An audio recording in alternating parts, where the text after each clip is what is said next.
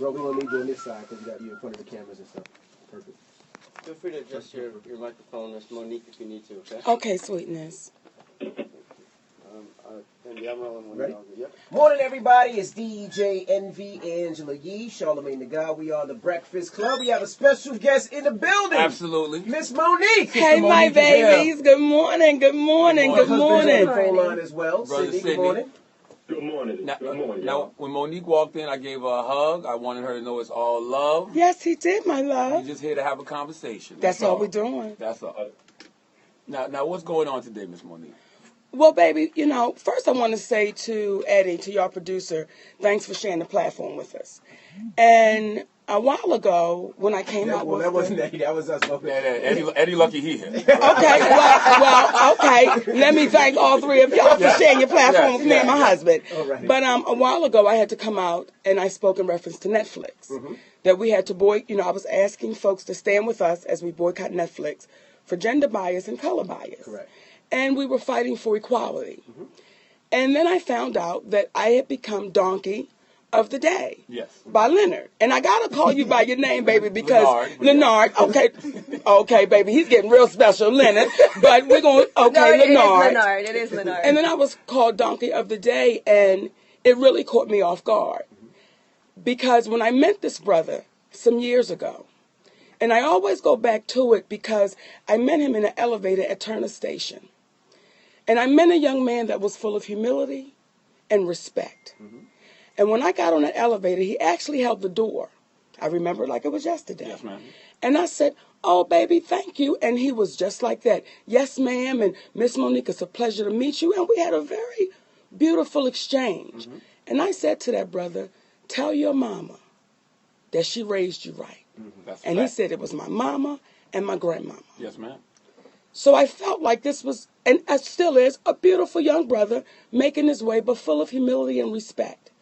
Till we fast forward, and I become Donkey of the Day. So I didn't want to have it to be hearsay. I didn't want to have anybody exchange words that I may have said to him. So my husband and I wanted to come on so we could understand how I got titled Donkey of the Day. So why'd you give a donkey today, Charlamagne? Well, I think it was due to the whole Netflix situation, and I heard you say that, you wanted us to boycott because of racial and gender bias, but then you went on to, mention two brothers and a woman. So I said maybe she should be more specific and say black woman gender bias. But then also just from a business aspect, I wanted to know, why did you feel like, you should have gotten whatever Chris Rock got, whatever Dave Chappelle got, or whatever Amy Schumer got? Because I feel like this is a "what are you doing for me right now" type of industry. Well, she didn't say what they got. She said she should have got more than she was offering. And then, Charlamagne, you brought up an old Netflix special as well. Well, that was later on. But my point was, this is a "what are you doing for me right now" kind of industry. We all know Monique is a legend, but we also know that those deals that Netflix are giving out are based off recent stand-up shows, recent concert, recent arenas, recent tours like that. So I just wanted to know why you felt like you deserved that much. Well, Daddy, would you like to start, or would you like for me?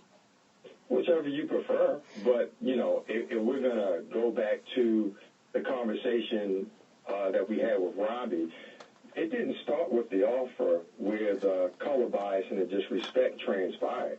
It started from when we had our initial conversation after Monique got her reviews from the nights in which Benjamin and Caitlin, who were representatives for Netflix, came out to see Monique, in which on two different nights they saw her get a standing ovation, which subsequently gave them reviews of amazing and great show. So when we're in the midst of having the conversation prior to them giving the offer, we're in the midst, and he says, well, I want to make it very clear that, people speak about Dave Chappelle, Amy Schumer, and what they got. I want to just make it clear, so we can manage expectations that everybody doesn't get those type of deals. Well, when we're in the midst of that conversation, the phone disconnects. We never reconvene. He never gets us back on. And our attorney calls me up, and we speak, and we're like, well, that was strange. Are we going to get back on the phone or not? Because anybody who does business knows that this is a key time in which to build the value of your client. Then we came back with an offer that they allegedly had sent over that our attorney and I had never received. And then on that, it was a certain time limit in which we were supposed to respond. Well, we had passed the time limit because we never received it. When our attorney had asked them to please resend the offer that they had allegedly sent, it was clear that it had never been sent in the first place. That's the second red flag.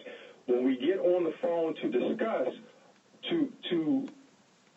the offer that they had then finally sent over, initially they didn't want to have the conversation until I expressed to them, it is very ironic that the call we had was disconnected, we never reconvened, you became evasive, you can't get on the phone, now I have to express what it's feeling like, which is gender bias, color bias, and there's also an age issue that we didn't discuss that's in there as well.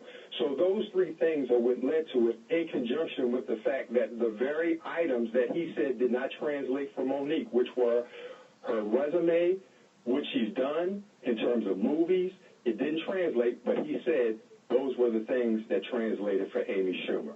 Now, we just wanted to know, why did it work for Amy, but it doesn't work for her? Because what she just did, in terms of what Monique's body of work contends with or resulted in, it's all part of the resume, just like Amy Schumer's resume. So why does Amy's resume work and Monique does not? And they could not explain that. Well, if you're just joining us, that's Sydney. That's Monique's managing husband. If you're just joining us, so you can, you know the voices. Yeah, I'm sorry. Go ahead. No, I want you to go ahead. Well, I don't think Amy Schumer is funny. That's number one. But she did sell out 50 arenas around the world, including MSG, and HBO wanted her as well. So she created a bidding war based on those stats. So I assume that's the reason her number was at that place. Well, I want to address something because you said, I assume. And then you also said in the beginning when you start talking, you said, Monique is a legend. That's what you said. Absolutely. Right? And then when Robbie Prohl and Netflix also says, Monique is a legend. Correct? Absolutely. And you believe that Chris Rock is a legend, as I do as well. Yes. Mm-hmm. And you would say Dave Chappelle is a legend, right? Absolutely. What makes me a different legend from Dave Chappelle and Chris Rock?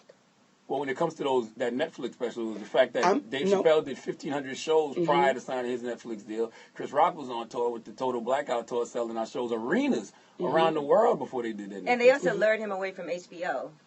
Well, I understand what y'all are coming to the table with. When I came to the table, and I said, guys, and I said it humbly, I'm the most decorated comedian alive. And I said that humbly. And then some people said, oh, Monique is crazy, till it was proven. Till everybody actually saw the numbers and said, well, I guess she's right about that. And when you say this is a what have you done for me lately, the question is, how much more do I have to do, brother? Because when you do a film called Almost Christmas, and that film has a $17 million budget, but it makes $45 million. And then my sister Amy Schumer does a film called Snatched. And that film makes $45 million. But it has a budget of $42 million. Now, what's the profit on that? I'm asking a question. You made a lot more profit than Amy Well, did. it was actually a $25 million profit. Mm-hmm. But that movie, Amy did her Netflix deal before Snatch. No. Right. He said, Robbie Prohl said that was what made him also give it a deal because of the big movie that she had coming out. Right. And that's where we had to check. Well, coming out. That was but she did the Netflix deal before that movie came out. Well, we actually talked to the vice president of Netflix, Leonard. Right. And what happens is when you're basing off of what you're assuming, and then you give me a title of Donkey of the Day. Is your mother still alive? Yes, ma'am.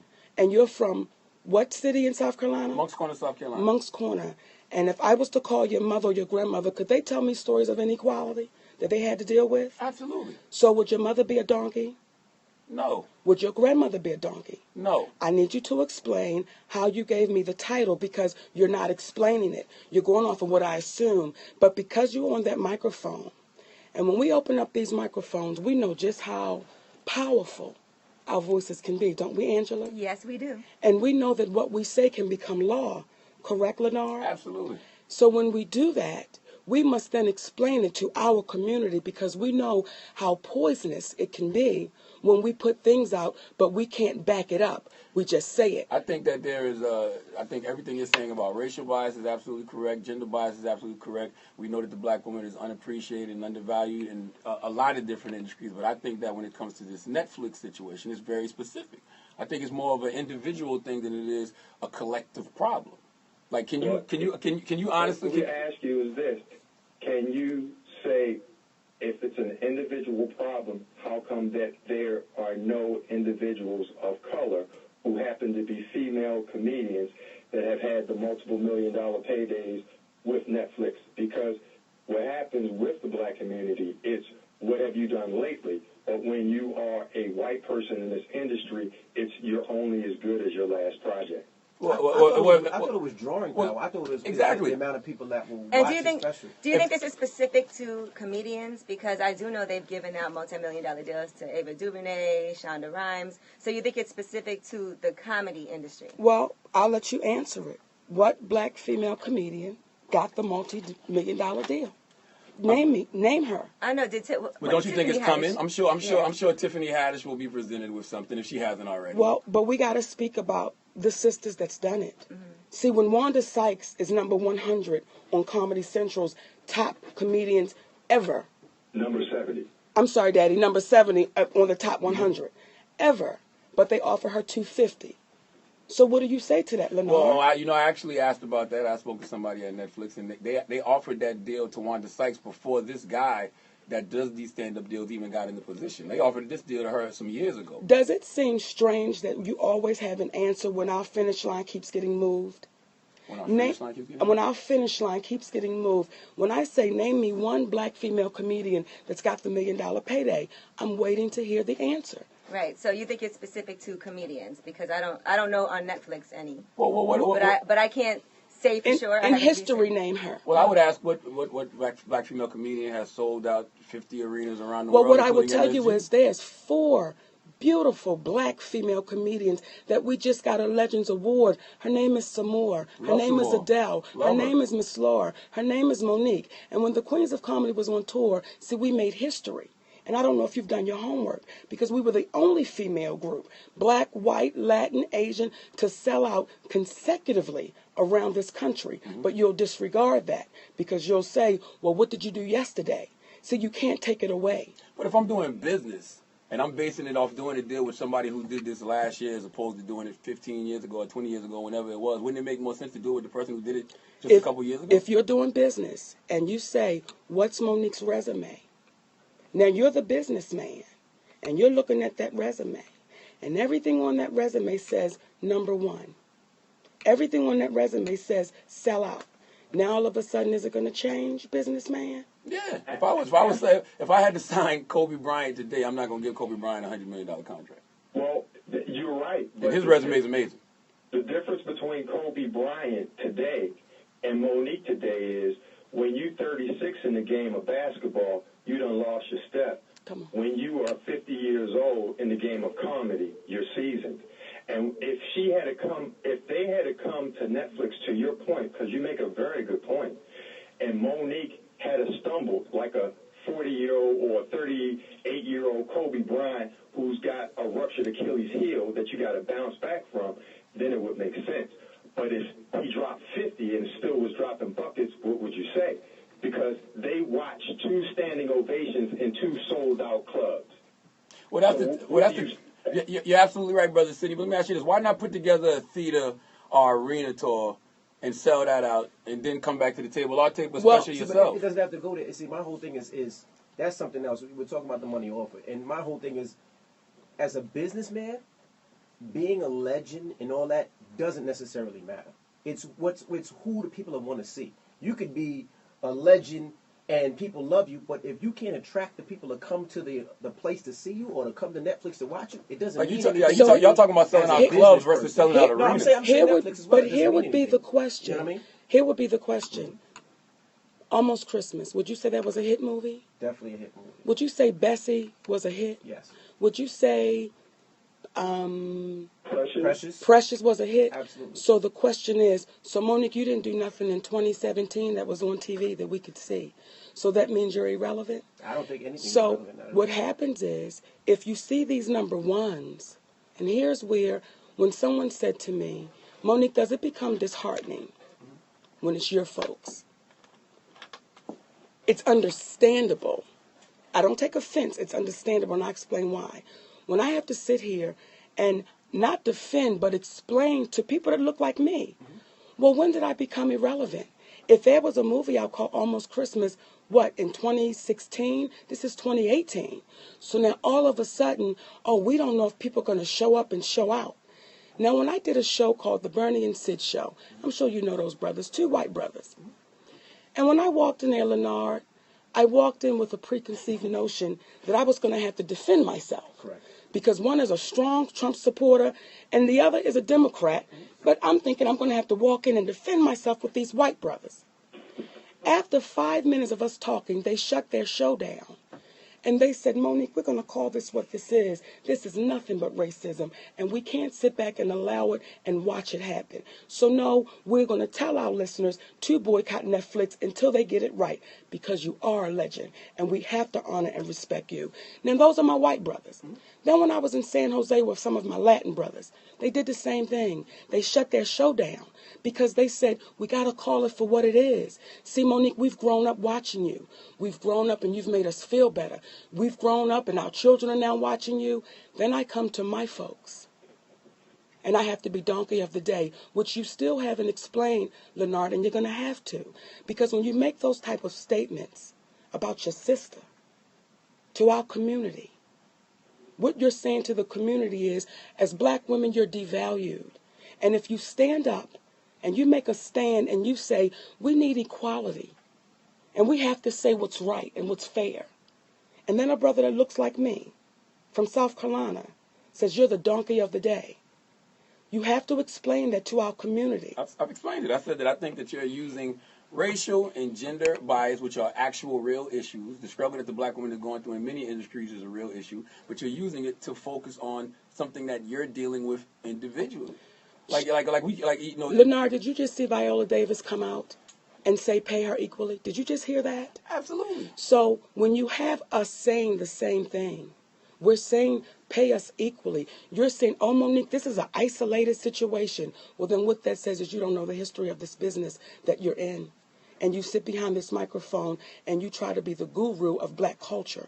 I'm going to need you to know the history of us before you begin to label us. And once you know the history, you know I'm not saying anything unique, brother. I just don't understand how you can justify making $13 million in 2018 for a stand-up special. Well, here's the thing. If Netflix, when you say justify $13 million, did you get a chance to read what the offer was? I did read some of it, yes. You should have read all of it. The key is we got to read all of it, because what Chris Rock said a long time ago, if you want to hide something from a black person, put it in the book. But when you want to be thorough about what you're doing, then you would read it. What's happening is this. This is not about comparing the definitive numbers as to what Amy got and what Dave and them got, because it's merit to what you just communicated. But when you ask a comedian to take $500,000 for 2 years, you can't say any jokes. They don't want you to do stand-up for 2 years. And essentially, they want you to take $500,000 and lose out on $2 million of work that you would have made on the road anyway. That right there, it doesn't make sense. Well, did y'all make a counteroffer? Women, baby, he just asked, did we make a counteroffer? And that's a very important question. Yeah, did you make a counteroffer? I did see that they responded to the counteroffer and said they regretfully won't be able to do this deal. Hopefully you guys can work together in the future. And that's the point that we have to make to you, Leonard. But in addition to that, my love, go ahead, Dad. And this is in conjunction with Roland Martin and John Mary putting out a rumor that Monique was offered $3 million, and then didn't have the decency as journalists to come back and say, we apologize for the misinformation. Because if if you notice, Monique keeps producing receipts. And as crazy as this sounds, this is a bigger picture than just Netflix, because what has happened was, you've heard about Lee Daniels coming out speaking in reference to how difficult Monique was and the whole nine. We live in a culture in which the ladies who are going up in the room saying #MeToo, and people are saying, well, you know, if you're going up in the room at 2 o'clock in the morning, you know you're about to get screwed. So why do you go up there and do it? But what happens is they'll say to Monique, why didn't you go promote a movie for Lionsgate for free? Because you know what they'll do to you. So now you're in a damned if you do, damned if you don't situation. Because the women who go up in the room, the reason why they go up in the room, they know they're going to get screwed when they go up in the room. They just don't know how bad they're going to get screwed if they don't go up in the room. Now, Sydney, can I No, wait a ask minute. you What a happened when y'all question made the about that? counteroffer, though? Let me answer that, please, Daddy. When you say what happened when we made the counteroffer, this is why, again, Leonard, you've got to be careful with your words, because you called your sister Donkey of the Day, but you didn't do your research.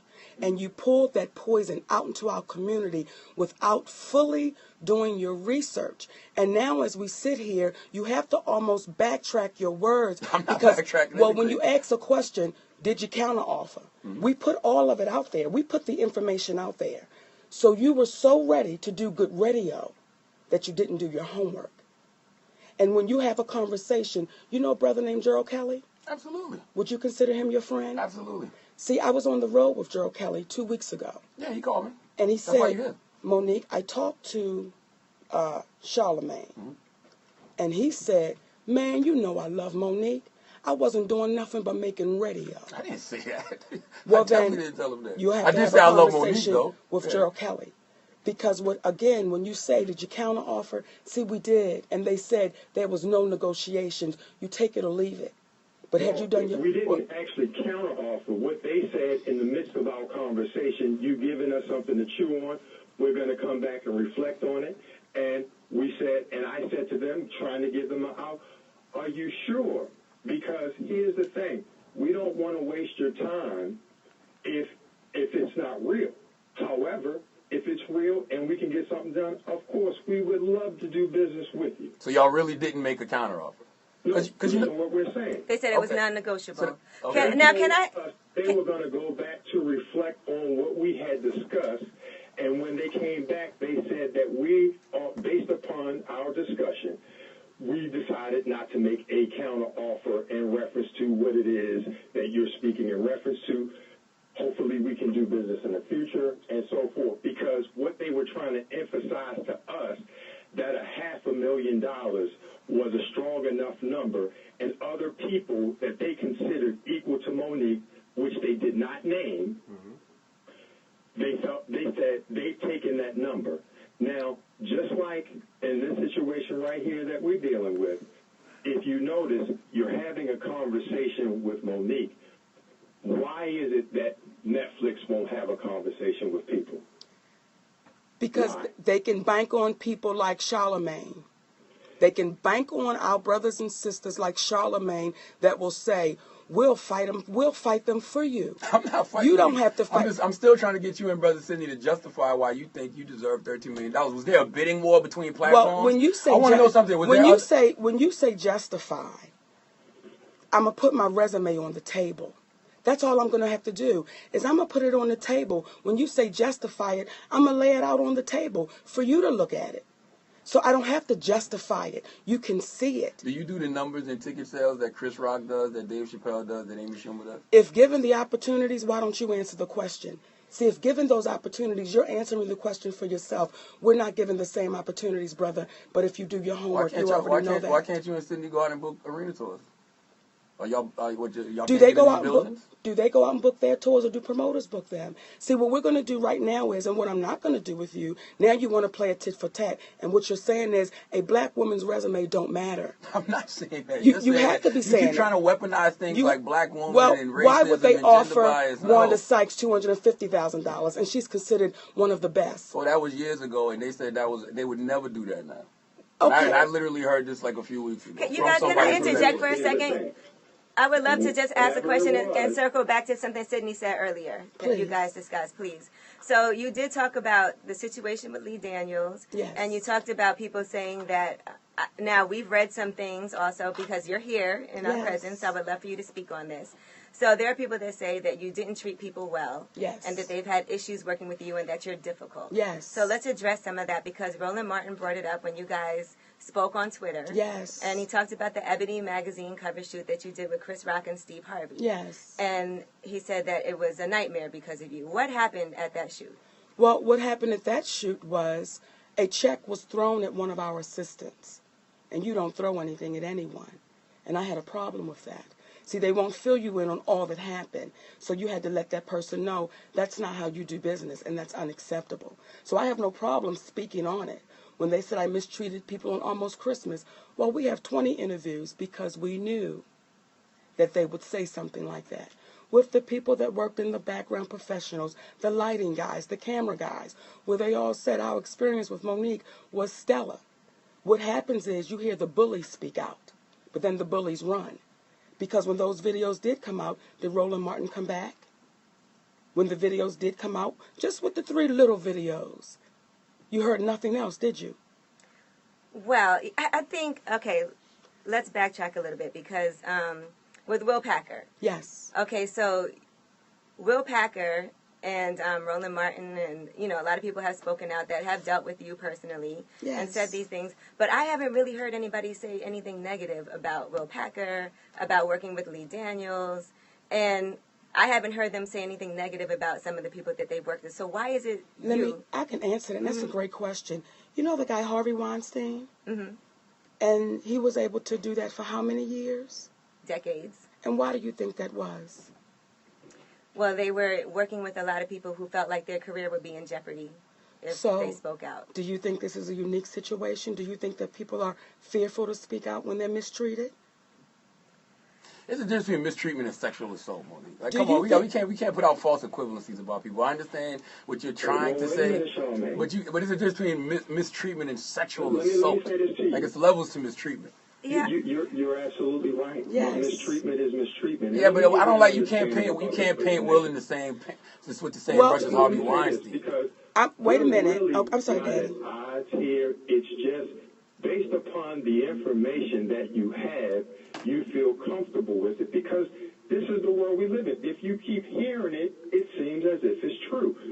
Ask David Talbert, who was the director of Almost Christmas, if Monique had to stop because Will Packer was given directions over the director, and he's the producer, and Monique said, stop for a moment, please.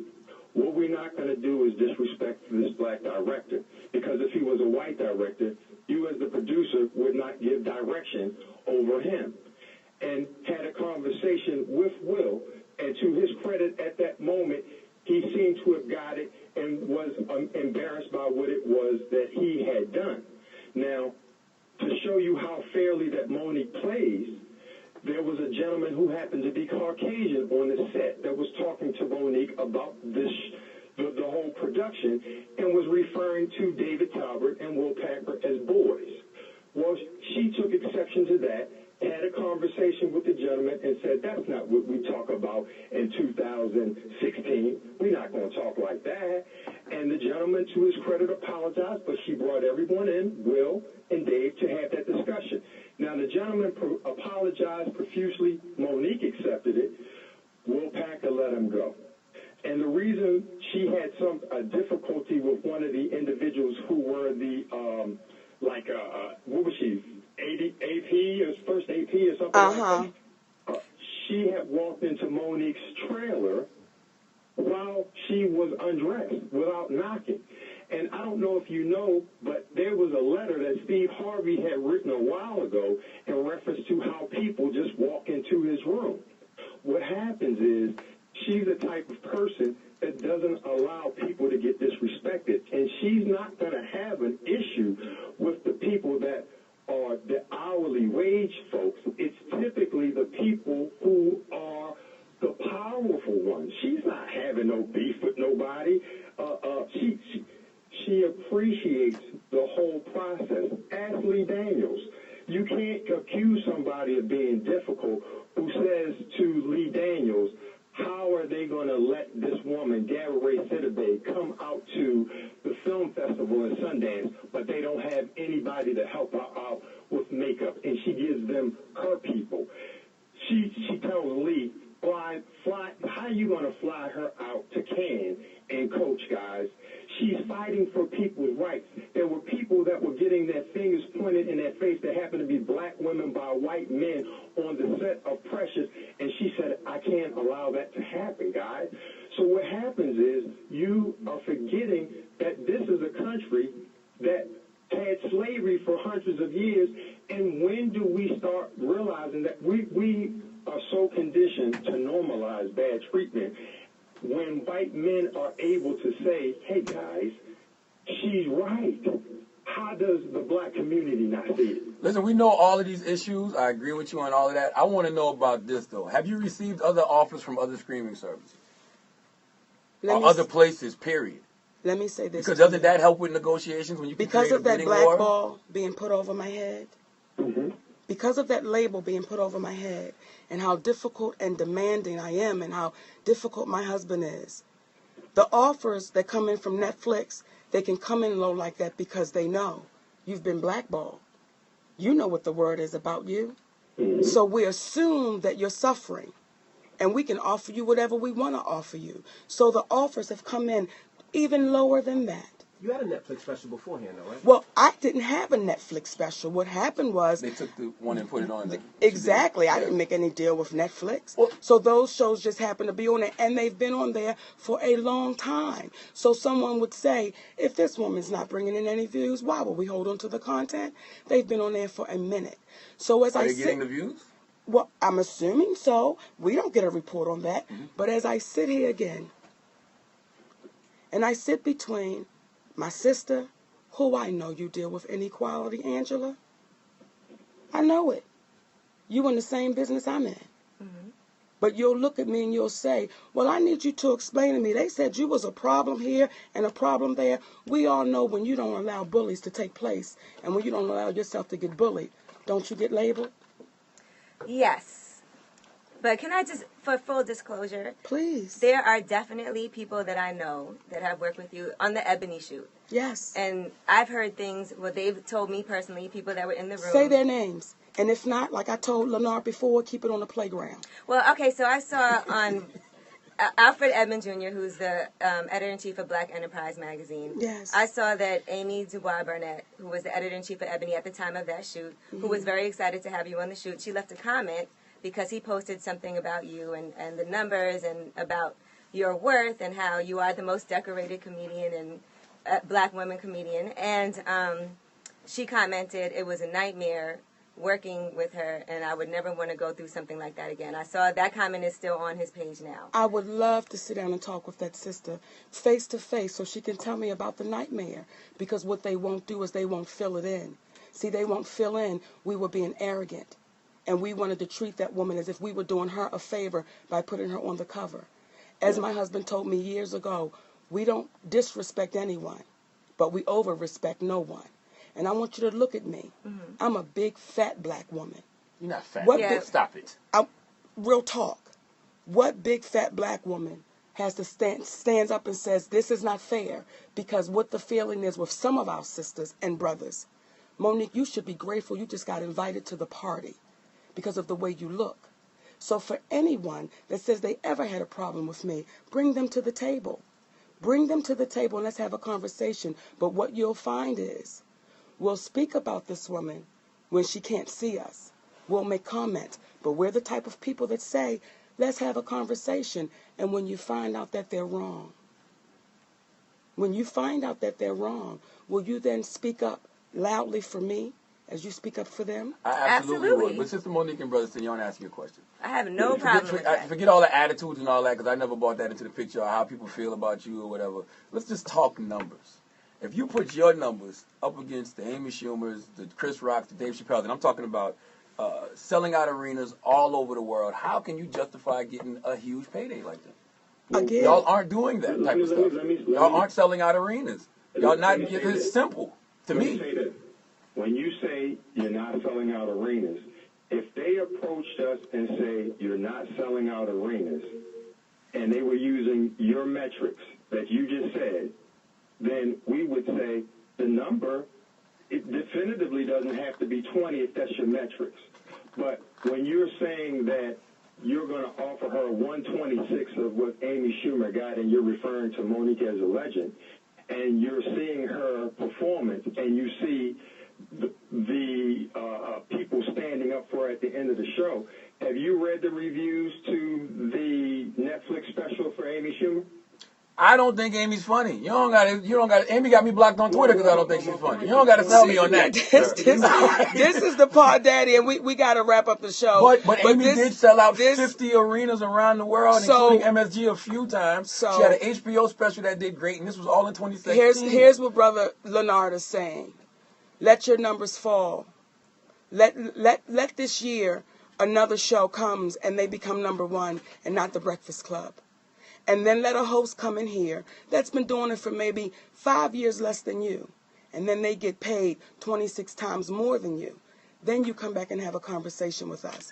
Because, right, that's all. Because what happens is when you sit here and you say, make it make sense, well, we don't have to.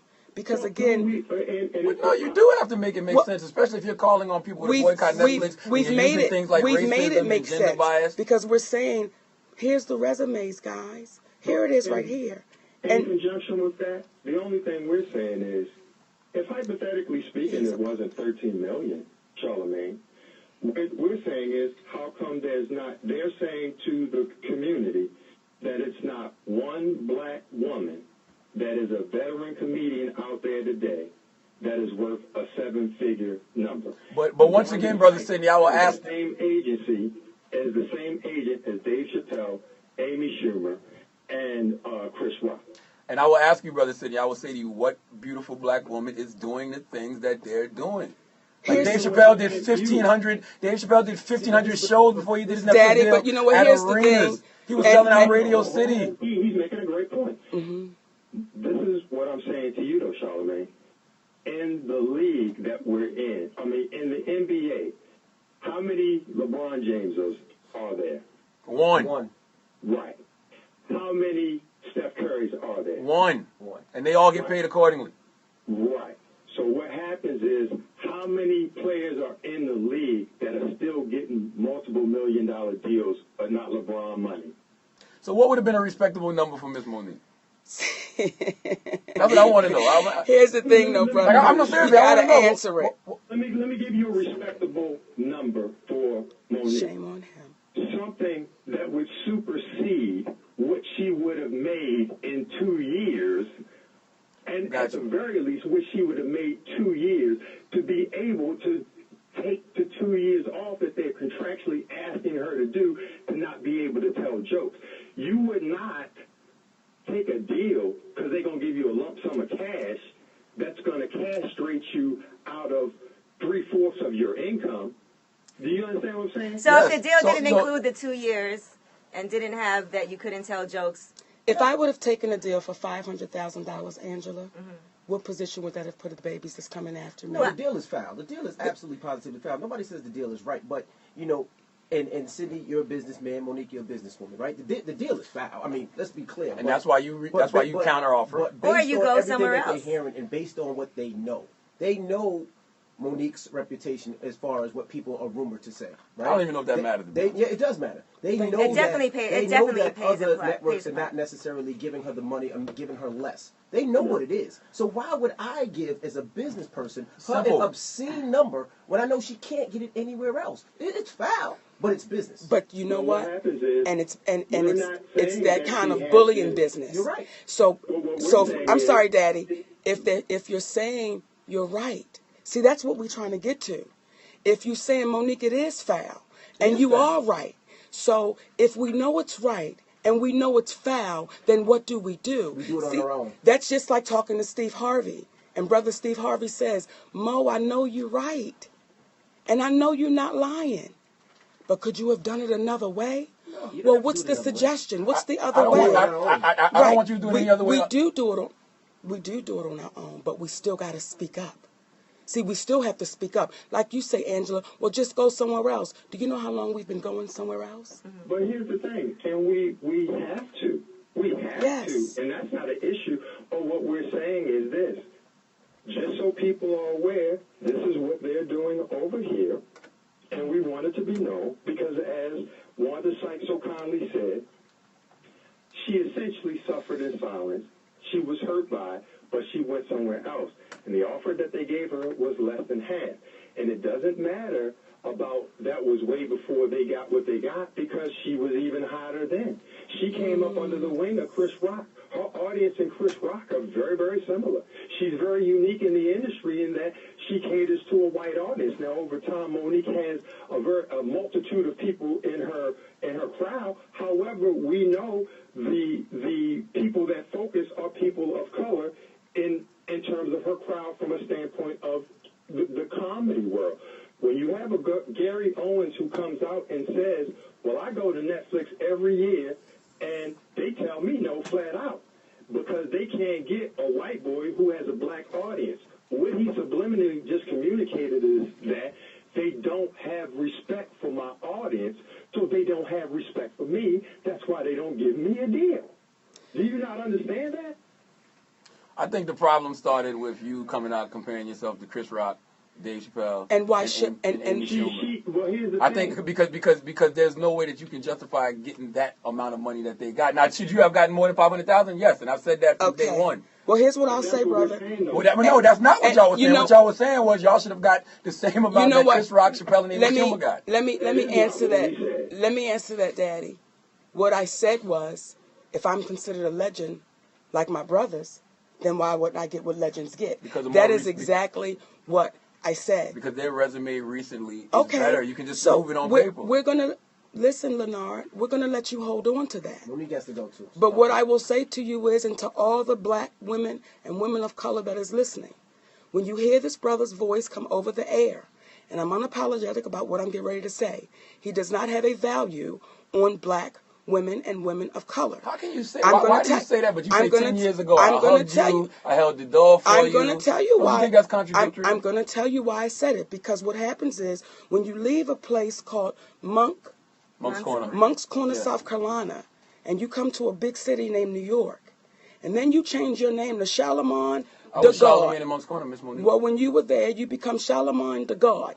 Now, I don't know if you took the same principles that your mama and your grandmama gave you in Monk's Corner and you brought it to Manhattan, New York. Because the brother I did meet on that elevator, I met a brother that was full of principle. And I met a brother who would not call a sister a donkey of a day Donkey of the unless Day is he a segment knew that happens every unless day. he knew all the information and he could back up his statements. But as we sit here and we did this interview, you begin to ask questions that you should have asked before you make the statement. So what I'm I asking have you the is questions, but y'all really don't have any answers. What Y'all I still have have not is- justified why you feel like you should have gotten that money. And What I y'all have backtracked and is- said you don't think she should have got that. we're not backtracking. Brother Sidney said it. We're Brother not Sidney just said it. backtracking. And here's the thing, Daddy. neither one of y'all there are will on the be same some page. brothers and sisters that get it the way that they get it, and we get it the way that we get it, and it's not an argument. I respect your decision. I respect your opinion because you're entitled to it. However, as we are entitled to ours. So what I am saying, and I know this show is going to air tomorrow, and I hope that you're courageous enough to air it in full. Absolutely. Because oftentimes people will chop it up. Not at all. But when I say that the devalue you place on black women, and you say, how can I say that? Because out of your mouth you're saying there is no black female comedian that is worth that money. No, There's I not did one not of say us that. I out said there. there hasn't been. I think Well, Tiffany Haddish is when you say absolutely there on- hasn't been, absolutely I'll about go to down. do If that. I go down the list of black female comedians and the work that those sisters have put in through the years that opened up doors so that people like you could sit where you sit. Her name is Marsha Warfield. Her name is Thea Vidal. Her name is Moms Mabley, which she's no longer with us. The list goes on and on and But on, would these which women we've selling never out gotten our arenas, just due. Miss Monique, like it's the truth. Like, All right, Monique like you does- keep moving. Monique the I does love have New to York. go. I love y'all, my babies. We And appreciate Indy, it. I And thank you for giving us the platform. joining us. Eddie, Leonard, I appreciate you, brother. Sydney, thank you. And Monique, wrapping it up, what are you going to do moving forward as far as with this special? We're going to keep on pushing.